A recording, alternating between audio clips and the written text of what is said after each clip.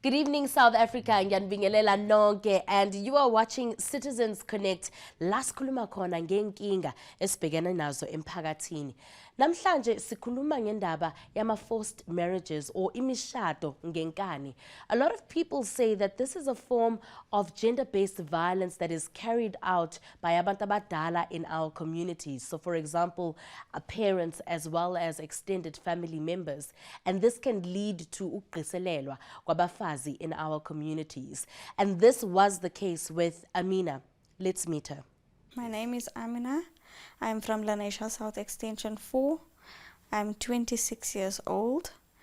I got married at the age of 23 years old.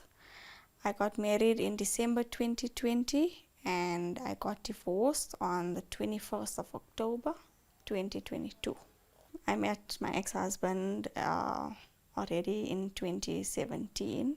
So basically, my religion doesn't allow us to actually be dating and things like that. So, and also I was having issues at home, personal issues. So basically, I felt like, I just want to get out of the house. My name is Shabir, and I'm Amina's father. She was happy to marry him, and then we had a wedding, for her. And then, we just found out that he was on drugs, and he was also, I think he was in jail. I'm not sure about that. His uncles didn't say a word to us. Even his aunt. She lived across the road from him, but she didn't say a word to us about him. But she questioned Amina once and asked Amina if she's happy to marry him, and she said yes. So we had a function. Basically, already after a month of marriage, my husband started smacking me for stupid arguments, any argument that any couple would have. And he had a very short temper and things like that. So basically, I was always walking on eggshells. And eventually it got to a point where it got worse and worse, and I kept on leaving it.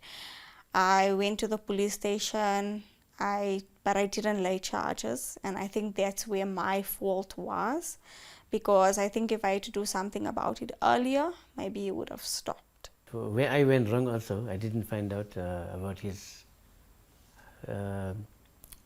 past. I knew a little bit about him, but not much, and then she fell for him. I met Amina. When looking at her, I saw a very isolated individual, very fearful of those around her, not knowing her space in the environment, very to herself, and looking hopeless. The first time, he smacked me, and then he told me to go back to my mother's house. And my mother stays down the road from where I was staying. And so he gave me my bag, one of my bags, and he told me, you can go. And after a few minutes already, he was like, no, I'm sorry, please come back. And I went back. And it was like plenty of times that happened. While looking back at her story and where she's come from, I feel that the feelings that I saw on the first day helped me understand the nature of abuse that she's gone through. Looking not only at the abuse on its own, but the family as a system and how that influenced her perception of what a marriage is or what it's supposed to look like. And looking back on sharing information with me, I could always see there was hesitance in the beginning in her sharing, and that's where the trust came in. And working with her was very difficult in the beginning. And I needed to understand why. She would tell me to come back home, but I wouldn't listen. I would say, I got married, so I need to try and see if it will get better or not. And it never got better. It came to a point where I got a blue eye. The Lenasia South Police came to assist me that day because he locked me in the house. He started hitting me from about 4 o'clock in the morning, right up till about 8, 9 o'clock. And that's how I ended up come into the shelter. What I feel is families should be able to, especially when religion is involved, families should be able to adapt, or perhaps, I don't want to say bend the rule to religion, but just look at religion in relation to the real world, the what is happening now. And the reason why I say that is, in certain cultures, you cannot walk away from that marriage. And I, as a dad, for example, have no right to walk in that marriage and remove you. So what I can say to families is, as a family, connect spiritually. However, once you start noticing, hearing, seeing, observing differences in the way that you knew your daughter to be, you need to start talking amongst one another. And that will be from our grandmothers, gogos, to the aunts, uncles, as well as the brothers and sisters. Not to make your marriage a show or spectacle, but to show genuine concern and actually find out what is going on. Certain cultures, for example, you're not able to date before marriage. However, you're able to get married once the union has been established. And that period of dating in another culture, for example, would expose who the individual is, who that partner is, what his nature is. So my message is to be careful with our young daughters, and also to pray for them. My message is to not tolerate abuse from any man, because it only gets worse. It doesn't get better. You think it will get better, but it gets worse. I know there's a few stories as well where women actually die, going through that abuse. That's how bad it gets. So you rather get out of a relationship, an abusive relationship, before it gets to that point. Amina is just one of many women who are in this situation. After the break, we speak to the experts.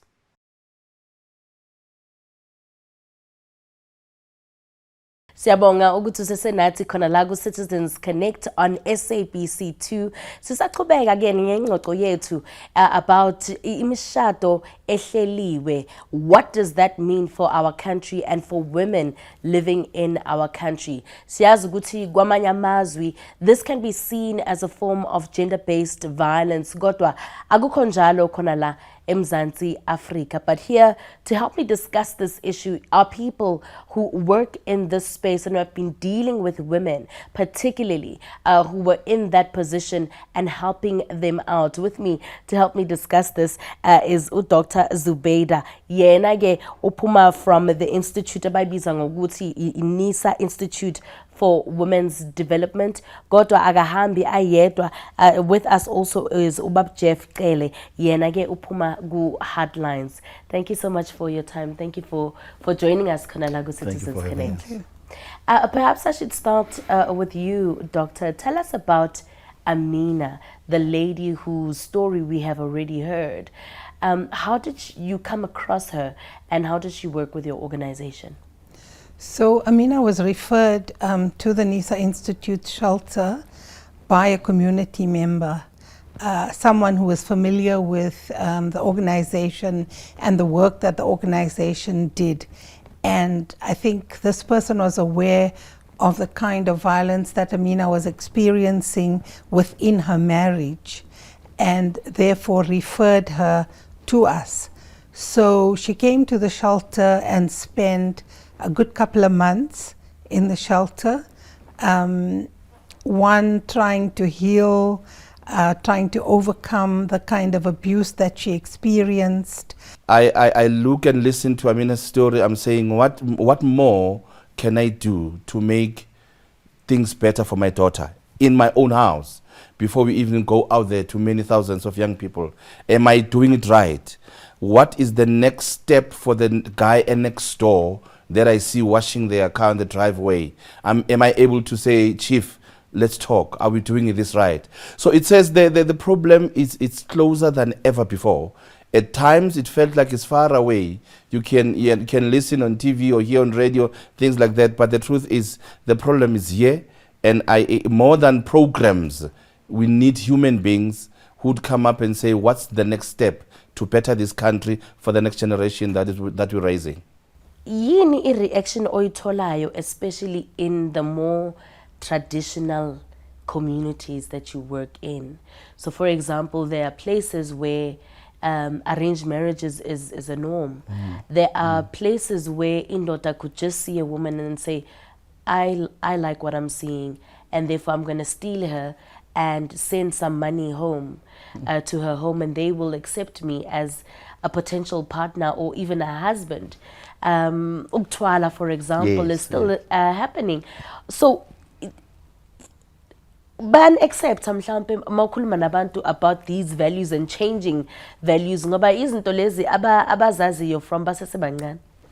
Akulula kwezinye indawo, especially not even to mention which provinces, but there are places emakhaya where people still feel you nina ngabelungu, they will call us like that. Niza ngesilungu, this is not the black culture, this is white man's tendencies. You can't tell us how to live. A wife or a woman must take from me. So resistance is very, very, very harsh, to a point where in other places, I remember I was going with a friend someplace in the Eastern Cape. They just were point out, Guti, when assist, you can't talk to us. When I put, you can talk to us, put on your jacket and talk to us, but not her. In fact, we don't want her even closer here. With the kind of sessions as injalo, we siyalalela, move back, try and convince them, but resistance is very high. Even in the urban areas, it's happening in other places where people don't accept it. What kind of resistance have you faced in your line of work, especially as you try to change perceptions and even myths and stereotypes about the role of women in the home, the role of women in the community? So I think it comes from families, the way children are brought up, and those families, I mean, socialization happens from the time children are young.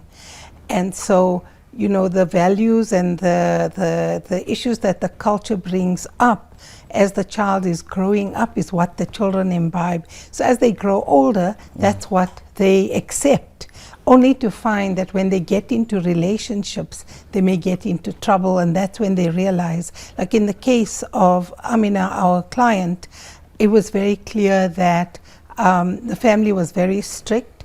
They believed very clearly that she should be married, that she should submit completely to her husband, that she had no say. Now that's necessarily not true. However, that was how she was raised. Until it happens directly to you, you think these things are not happening. But just sitting next to Doc there explaining what Amina went through, sure, it says there's so much we have to do, and then we need to, it's like we haven't started. I-Heartlines yona ike yadila specifically with imshado ehleliwe. In our run, you'll pick up it continues to be a challenge in South Africa. And there are those who defend it with their lives. Ukuthi niza nama program amasha angasi abantu angasiwesintu. We want to challenge you as much as we can. I was running a program in one of the places, in Mamelodi, and people were enjoying the process. But Utata Joy one felt this is wrong. Who's paying you money to come and tell us this thing? This is a brainwash thing. It's wrong. We must control our children. We must control our wives. Abantwana namakhosikazi bayashaywa for them to be okay. Now to a question just on a ranjing it when ushaya ubani. I messed it up there. Who are you to ask me that? I'm a man. I just wanted to add something regarding Amina's dad. One of the interesting things that I picked up from that whole episode is that the father actually ended up saying that he regretted not listening to his child or giving her that opportunity earlier. So I think that there was some learning that actually took place that struck a chord with her dad. So I think what's interesting about that and the work that Heartlines does is that there is space to make that kind of change when you're not forcing the change, but you're actually working with the family and hopefully getting them to understand that, you know, your daughter would have been in a much better position had you been a little more supportive of her. Sure. And these are some of the challenges and issues that we may unpack when we come back from the break. Because after the break, we will be speaking to a representative ebuyagu, the Department of Social Development. Yini izinto abazenzayo, ama programs abawafandayo to ensure ukuthi many issues that are related to gender-based violence nokuhlukumezeka kwabafazi in various communities are solved. We'll talk about that when we return. Stay with us. You're still watching Citizens Connect.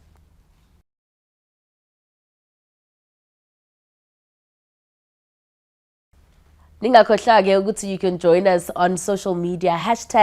#Citizens Connect. Yiyo i-hashtag ongayisebenzisa mhlampe if you have any questions or unombono wakho that you would like to share with the rest of us.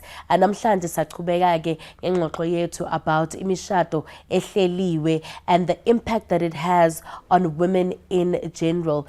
Here to join us is Usiza Mahangwe from Social Development. Now, she is the Chief Director responsible for gender-based violence and anti-substance abuse programs within the department. Sisi, thank you so much for your time. We appreciate you being here. Thank you so much, and thank you for giving us an opportunity to come and partake in this conversation. How big of a problem are organized marriages or arranged marriages in our country? Even if we don't have, you know, statistics or a research that really, you know, give us tangible numbers, but we believe that the problem is big based on the number of cases that we are receiving, you know, through our local social work offices, where people will come and relate their stories, and when we look into it, we realize that actually it's from arranged marriages and many other social ills, of course, that are impacting on issues of gender-based violence. It's interesting, Uguti, we bega as a social ill, whereas someone who maybe is a cultural person would say this is a way of life, this is how we do things, so it shouldn't be identified as a social ill. What would your response be to them? I would say it is a social ill because as long as we don't define things for what they are, we can never get solutions to them. We won't be able to intervene for as long as, you know, we don't call it what it is. So, you know, defining the problem and call it what it is the beginning of addressing it, and is the beginning of finding a solution. We may not be where we want to be as a country, but the fact that we have begun to recognize, in fact, the Honorable President has declared gender-based violence as a pandemic, and by it being declared as a pandemic, it began to say to everyone in the sector, hey, there is a problem, this is a pandemic. It calls for different actions. It's called for all the stakeholders to come to the party and begin to address it and know that it is unacceptable and we need to do something about it. We've heard so many stories that are coming out of our communities, stories that are shared with different organizations like the one represented today. I wonder, what are some of the stories that you're hearing as a department about the impact, negative impact actually, of arranged marriages? Yeah, it impacts negatively at all levels of society. Not only on the families themselves that are dealing with it, it impacts on extended families, it impacts on the individuals that are involved in there, and it leads to gender-based violence because the foundation of that marriage was not love. And the parties that are involved may not equally be committed to it. And because of that, then therefore it complicates their marriage. And when it complicates their marriage, of course, it's going to affect how they relate, and they can even end up, you know, killing each other and so on. So much can come out of that. But what I want to emphasize here is the importance of the family as a unit, that you know, families were expected to provide so much services by the society, like as in, you know, provide love, socialization, raise girls and boys, do so much and raise individuals that will be responsible and being able to take their country forward. So it is also said that the very same unit that has that responsibility of raising, you know, citizens that will be responsible and doing whatever, contribute to economy and so on, are the very same, is the very same institution that also abuses family members. So the question then, Uguti, how do we police families? Ikhona nje into enjalo, baba? Kunganzima kakhulu, because we grown up thinking ukuthi our culture or ama norms esinawo will police us, will guard us. The elderly will give to the next generation so that we live a particular life with a projected outcome. But the truth is it hasn't done that, and it doesn't do that. So the question becomes, what more? What is it that we do to actually better ourselves? If it doesn't work, let's check it out. Look for something else better, because like Esho or Usiza, it's a pandemic, it's a problem. It's serious, it's a problem. It cannot be otherwise. It's a serious challenge that has to be taken out of the society. And as we wrap up, there may be someone obugelele show and thinks, I need help. Istori Saga Amina, for example, is something that they are going through on a daily basis. Where can they go to for help? There's quite a lot of services that are out there, and I think maybe the problem is we are not talking about those services more often, and that's why I am appreciating this conversation, because by talking today, I believe someone is listening to us and is able to actually get to know exactly where can I go to you know, access help. As the Department of Social Development, we have a gender-based command center. It's a toll-free number. It's 0800 428 428. You call, it's a free call, and you get social workers who are there 24/7, literally 24/7. They provide a service for you. And we also have services at hospitals. We've got Tutuzela care centers, they call them TTCs, in all the 9 provinces, where if you are a victim of gender-based violence, you don't have to go to casualty and be treated like any other person, or begin to tell your story in front of other people, which subjects you to secondary victimization. But rather, there is that dedicated service where they will deal with you as a victim, and they are able to provide a multidisciplinary, you know, intervention. We also have shelters in provinces where my colleague comes from, where they are providing sheltering services for those victims maybe that have been helped, either be by police or SAPS. No, I think that this initiative needs to continue because there are different angles to it. And so thank you for inviting us, and I hope that you will continue on and off to be able to offer this kind of service. So that brings us to the end of tonight's conversation. Thank you so much for staying with us, Konala, Citizens Connect. As Lana, next week we bring you another thought-provoking conversation about issues that affect us the most. Sale kahle.